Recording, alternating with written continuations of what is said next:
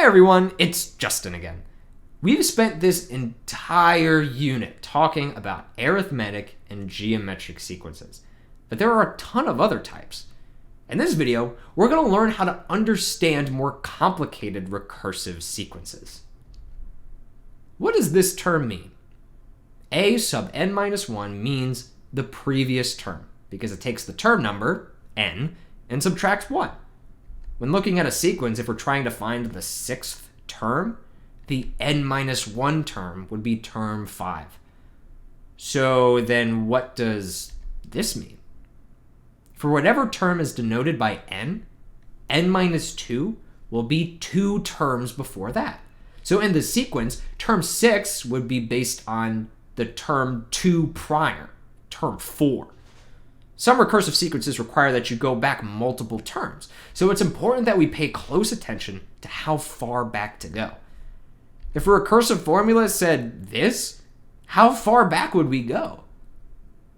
We'd go back 5 terms, so term 6 would jump back to term 1. Let's look at a basic example. How would we read this? Any term is equal to the previous term plus the term before that.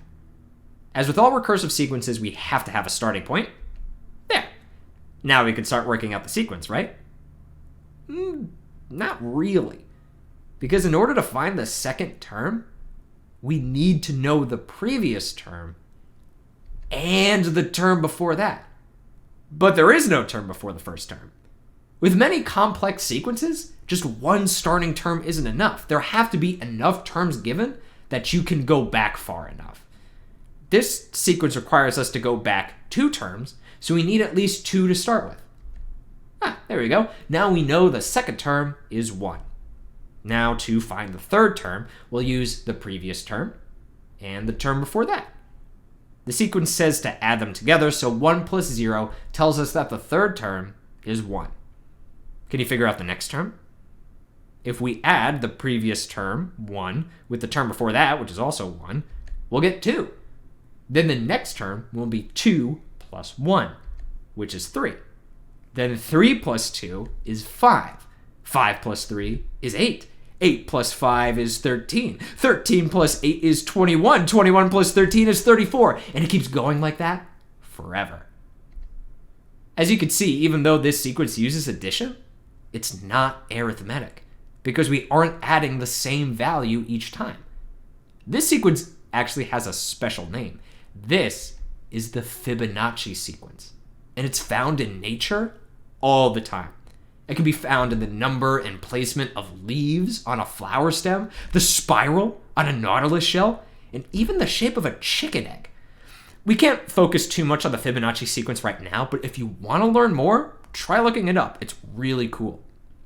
Anyway, here's our next example. You'll notice right away that this one only requires us to go back 1 term. So what's so special about it? Well, let's find some of the terms and see.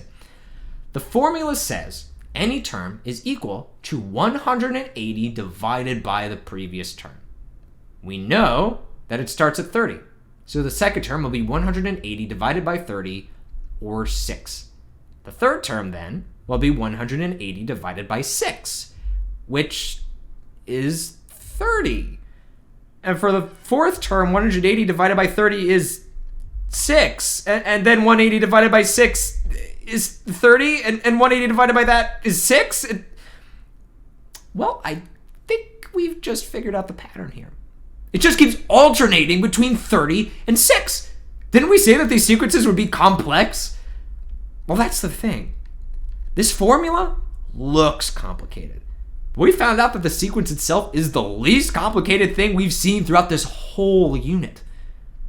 In fact, we could easily define this sequence in less difficult ways.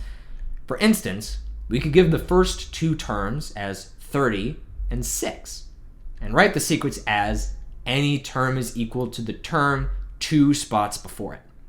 This means that the third term will be the same as the first. The fourth term is the same as the second, on and on and on.